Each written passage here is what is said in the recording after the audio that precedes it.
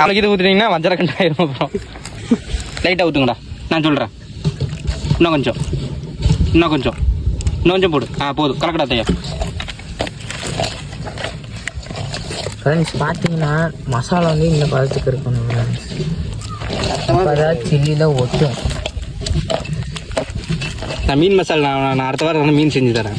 அப்பாட்ட போய் அந்த மசாலா சொல்லு, ஏன்னா அது பாதி கம்மியுமாகும், கொஞ்சம் சேவிங்ஸ் ஆகும். இப்போ அப்பா போடுறது டேரெக்டாக போட்டு மசாலா மைதா மாவு அப்புறம் வந்து கார்ன்ஃப்ளவர் மாவுலாம் போட்டு நிறையா போடுவார். அதெல்லாம் தேவைப்படாது, இது கம்மியாக இருந்தாலே போதும். மைதாவும் இது வந்து எடுத்து வச்சிருக்கேன், அது மாதிரி தனியாக இந்த பதத்தில் வரணும் கைஸ்.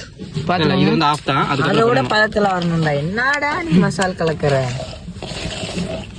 என்னன்னு தெரியுமா அப்படின்னா மைதா. அடுத்தது நம்ம அடுத்த மசாலா என்ன போடுறோம்னா மைதாவும் கார்ன்ஃப்ளவர் போடுறோம். இது வந்து கொஞ்சம் வந்து கிறிஸ்பி கொடுக்கறதுக்கு போடுவோம். கொஞ்சம் அரிசி மாவு தேப்பட்டா போட்டுக்கோங்க. நம்ம போடுறது மைதாவும் கார்ன்ஃப்ளவர் போடுறோம். கொஞ்சம் போடுற தம்பி.